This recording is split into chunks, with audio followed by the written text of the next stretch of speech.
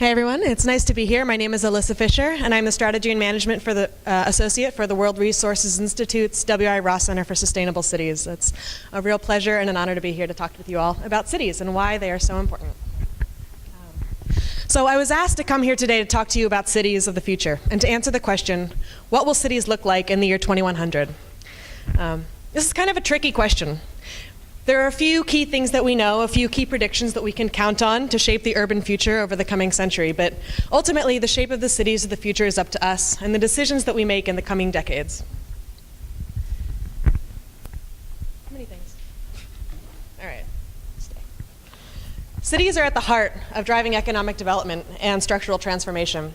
They represent 65% of global GDP growth, and most successful high-income countries have economically diverse and dynamic cities.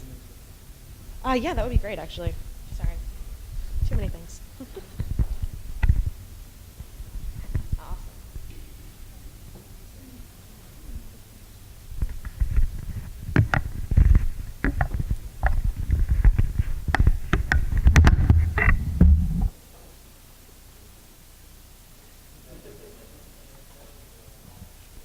Yeah? All right, does that work? All right. Cities are at the heart of driving economic development and structural transformation. They represent 65% of global GDP growth, and most successful high-income countries have economically dynamic cities at the heart of their regional and national economies. As you can see in this chart, GDP and urbanization are closely linked. The transition in many places from primarily agriculture-based economies to service and manufacturing-based economies has resulted in mass migration to urban centers due to a surplus of labor. However, cities also represent a concentration of poverty, environmental degradation, and inequality. The three pillars of sustainability, economic development, environmental protection, and social equity, have remained elusive to cities. This is partially due to a lack of critical engagement about the nature and the character of true economic growth. Most cities in the developed world have achieved their level of wealth by using their natural resources unsustainably. There are three primary challenges in cities that hinder economic growth and prevent urban communities from realizing their true potential.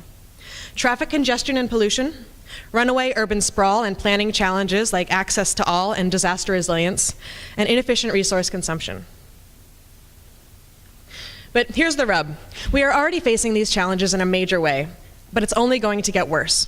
Urban populations are set to explode by 63% over the coming century. That's 2.5 billion people, with a B, moving and being born into cities worldwide.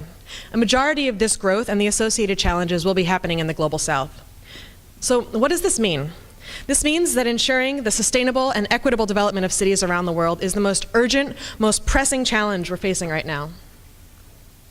We need to fix our cities. Business as usual is slowly but surely breaking down the environment and the social fabric of our cities. Cities around the world suffer from lost time due to congestion, lost accessibility in public space due to poor planning practices, and lost health due to excessive pollution and dangerous urban environments. These issues affect us all, but more than anyone else, they affect the urban underserved. These are the poorest members of our societies who do not have readily access to urban services. Now, let's think about how we typically think about the poor in developing countries. We don't tend to think of them as living in cities, but rather living in rural environments. And there is some truth to this. 3/4 of the world's poor live in rural areas, and many lack access to basic services like electricity, potable water, and basic sanitation. However, poverty is becoming a much more urban issue, and these needs are becoming very urban as well. In cities, poverty is growing faster than the population is, and poverty is also falling more slowly in urban areas than it is in rural areas. So how quickly is urban poverty growing? Recent evidence shows that the share of poverty in urban areas of the developing world has increased from 17% to 28% in the past 10 years alone. By 2050, the urban population is expected to grow by 2.5 billion people, and 1/3 of those people will live in slums. The UN defines slums as an area that has any combination of the following characteristics: inadequate access to safe water, inadequate access to sanitation and other infrastructure, poor structural quality of housing, overcrowding, or insecure residential tenure.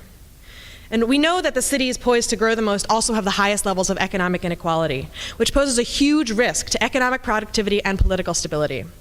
These cities have the opportunity to learn from unsustainable urban development. Responding to these risks and opportunities now will require conceptualizing a whole new model of urbanization and a whole new type of city. As the Secretary General of the UN once said, the battle for sustainable development will be won or lost in cities. 70% of the world's GHG emissions come from cities, and they have a huge role to play in solving this urgent challenge. While 22% of the world's GHG emissions come from the transport sector, in cities, that proportion is considerably higher at 33%. There are currently about 1 billion cars on the road today. If we keep going in this direction and at this pace, it's estimated that number will go up to 3 billion cars by 2050. Increased motorization will not help us to reach any of our good climate targets, like the 2-degree goal or the 4-degree target. So setting aside the clear impact that heavy private vehicle ownership has on our environment, it also affects global economies. Let's think about traffic congestion. In cities around the world, traffic congestion has an enormously outsized impact on productivity, sometimes costing more than 4% of cities' GDPs. Many of us here either live in or are from the DC metro area, and we know how bad congestion can be. Can you imagine how much worse that congestion can be in the cities that we've been talking about with this explosive population growth? For example, in 2010 in Beijing, one traffic jam on the outskirts of Beijing lasted for over 9 days and took up 90 kilometers of highway. Enormous. Let's look at an example a little bit closer to home. Runaway urban sprawl costs the US over $400 billion per year, and that's not counting the cost to private citizens in the form of cars, vehicles, travel time, and more. And that costs $324 billion nationwide annually. This is why we need cities that are more compact and dense. When we think about urban development, we need to think about how to develop complete 20-minute neighborhoods like Portland, Oregon is doing. These kind of neighborhoods enable residents to walk and bike to all of their basic non-work needs, like groceries, public transit, you name it, all within 20 minutes. It's also been found that cities that are better connected by public transport are more productive, have greater purchasing power, achieve a better overall quality of life, and attract more top companies and foreign direct investment. In short, cities with better public transit are better places to live, and we can now quantifiably prove that. One last fact, to further emphasize the importance of sustainable urban development. Currently, almost none of the world's 50 biggest cities meet the World Health Organization's air quality standards. That's criminal. Think about what that means. These are the biggest cities in the world, and as of 2009, there are more people in the world living in cities than not living in cities. That's an enormous proportion of the world's population that doesn't even have clean air to breathe. We need to create cities that are healthy, safe, accessible, sustainable, and productive. So what's next? I love this picture, by the way. This is Delhi at night. Isn't it beautiful? How do we solve these challenges and create the cities that we need? There's an emerging consensus over what is necessary for a city to become environmentally, socially, and economically sustainable. They need to be compact, connected, and coordinated, the 3 Cs. This was shown in the new Climate Economy Report produced in 2014 by the WRI in partnership with the Global Commission on the Economy and Climate, which is led by the World Bank, the London School of Economics, and tons of other top research institutions. But what is the first step? We have an opportunity. 75% of the infrastructure that will exist in 2050 has not yet been built. Now is the time to reconsider how we design our cities and what the cities of the future should look like.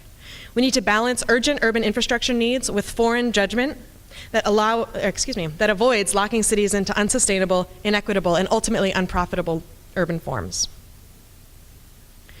The choices that we make today matter. The short-term capital stock in which we invest, like buses, will last us 10, 15, maybe 20 years at the most, but the long-term stock and infrastructure in which we invest, and ultimately the land use and urban planning decisions that are associated with them, will be with us for decades, if not centuries. These decisions aren't only about what infrastructure we choose to build, but also the kind of infrastructure we choose to put our money behind. We currently spend between $1.4 and $2.1 trillion on transport infrastructure globally per year. If we shift our investment to more sustainable finance, we can actually save money or spend a little bit more to achieve a real transformation under a 4-degree scenario. In fact, the new Climate Economy Report showed that if globally we invested more in sustainable infrastructure spending, we would save $3 trillion by 2030. That's a huge sum. And how is this possible? How do we get there? Let's look at Houston and Copenhagen. By contrasting these 2 cities of similar population and wealth levels, we can see the environmental benefits and the cost savings from mass transport and compactness. In Houston, a sprawling car-based city, 95% of trips are by car, and 14% of the local GDP is spent on transportation. simply getting around and participating in the local economy. Copenhagen, on the other hand, has a much higher population density, but spends only 4% of its GDP on transportation. This is due to a number of factors, but it really comes down to the fact that the city has been systematically and incrementally reducing the role and the need for private automobile usage since the 1960s through a number of strategies, including sustainable infrastructure development, like safe, accessible bike lanes and high-quality public transport. Because of these transport choices, Houston's per capita emissions are 3 times that of Copenhagen's.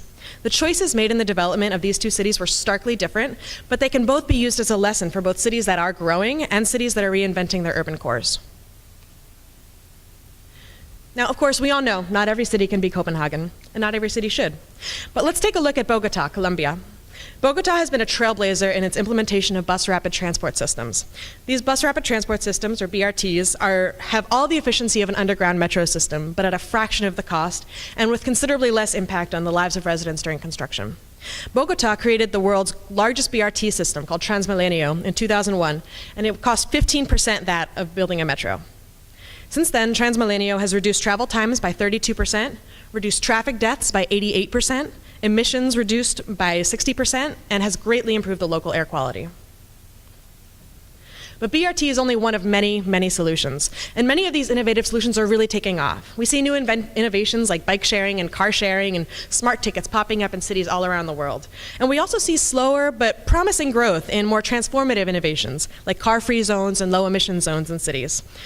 These kind of zones limit where and when private vehicles can drive in cities and try to create more people-centered neighborhoods instead of car-centered neighborhoods. Here's the crux of the argument. All of the examples point to the same thing.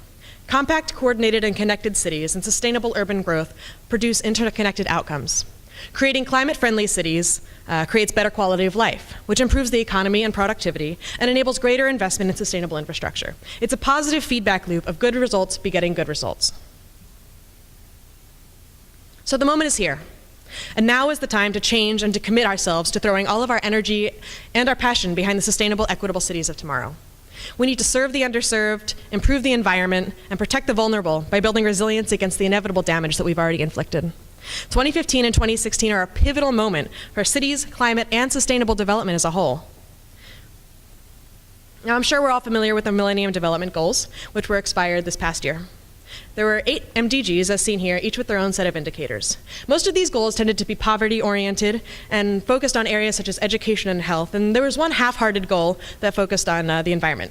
Now, were they successful or not? Opinions differ, but by some measures they were. We give them about a B+. Now, in 2015, in September, we transitioned from the MDGs to the Sustainable Development Goals, the SDGs, which focus much more on inclusivity, equity, and the environment. The contributors to the SDGs realized that cities are the key to more sustainable, equitable, and a prosperous future for all.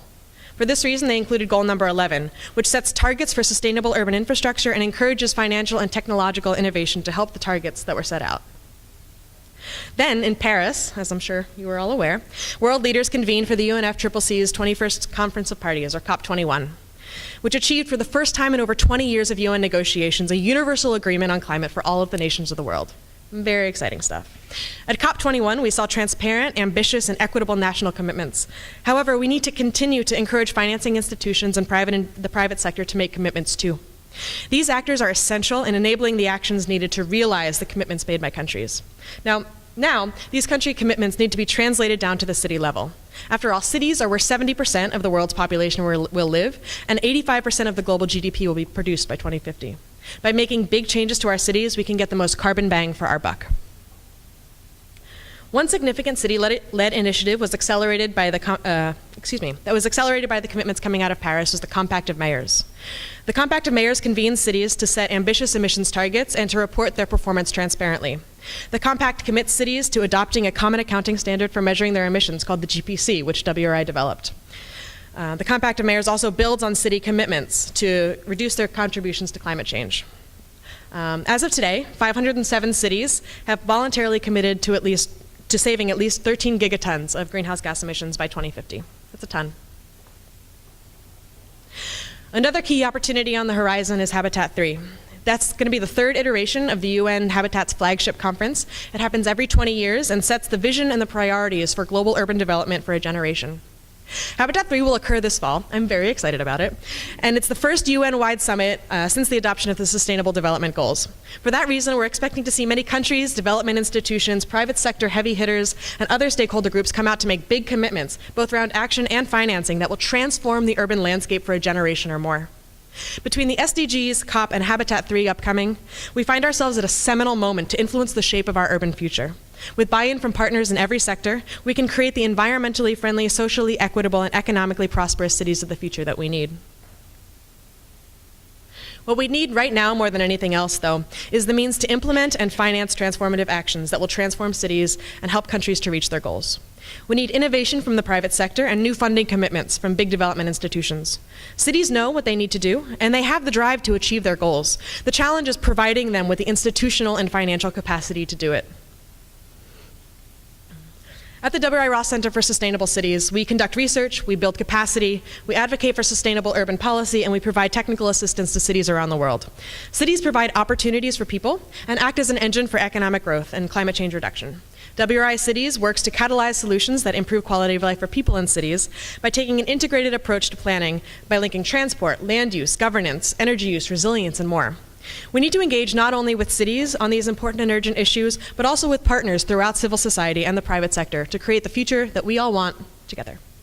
So thank you.